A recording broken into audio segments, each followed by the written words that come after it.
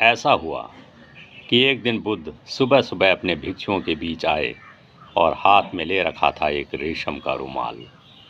चकित हुए भिक्षु, क्योंकि कभी भी वे कुछ भी हाथ में लेकर भिक्षुओं के बीच बोलने नहीं आते थे।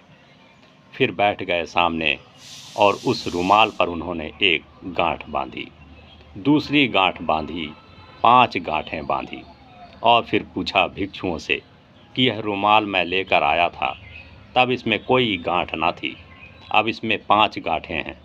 पूछता हूँ मैं तुमसे, यह रुमाल बदल गया है या वही है? निश्चित ही कठिनाई हुई होगी, क्योंकि यह कहना भी गलत है कि रुमाल बदल गया, क्योंकि रुमाल बिल्कुल वही है। गांठ लगने से रुमाल के स्वभाव में रत्ती भर भी अंतर नहीं पड़ा। जितना था, जैसा था, वैसा ही है। रुमाल अब भी वही है, लेकिन यह कहना भी उचित नहीं कि रुमाल बिल्कुल नहीं बदला, क्योंकि तब रुमाल खुला था, अब गांठों से घिरा है। इतनी बदलाहट जरूर हो गई है।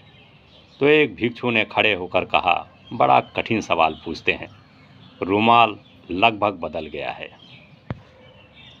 इसे थोड़ा समझ लें, क्योंकि यह सब जल्दी ही इस सूत्र में आएगा, तब समझना जरूरी हो जाएगा। लगभग बदल गया है, बदला भी नहीं है और बदल भी गया है। बदला नहीं है अगर हम इसके स्वरूप को देखें, और बदल गया है अगर हम इसके शरीर को देखें। नहीं बदला है अगर इसकी आत्मा को हम समझें, बदल गया है अगर इसकी देह को हम देखें। नहीं बदला है भीतर से, लेकिन बाहर से गांठ लग गई है और बदलाहट हो गई है। आकार बदल गया है, आकृति बदल गई है। नहीं बदला है अगर इसके परम स्वभाव को हम समझें, लेकिन बदल गया है अगर इसके व्यवहार को हम देखें। क्योंकि जो रुमाल खुला था वह काम में आ सकता था, जिस रुमाल में 5 गांठें लग गईं वह काम में भी नहीं आ सकती। वह रुमाल भी नहीं कहा जा सकता, क्योंकि रुमाल तो किसी उपयोगिता का नाम था। ध्यान रहे, जब हम किसी चीज़ को कोई शब्द देते हैं तो वह उपयोगिता का नाम होता है।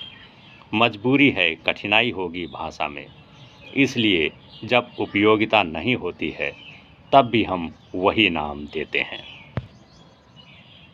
जैसे समझें, पंखा आप करते हैं गर्मी में, आप कहते हैं पंखा, लेकिन जब पंखा रखा हो तब उसको पंखा कहना चाहिए। पंखा का मतलब हुआ जिससे हवा की जा रही है, जो पंख का काम करता है। लेकिन जब रखा है तब तो हवा नहीं की जा रही है, तो उसे पंखा नहीं कहना।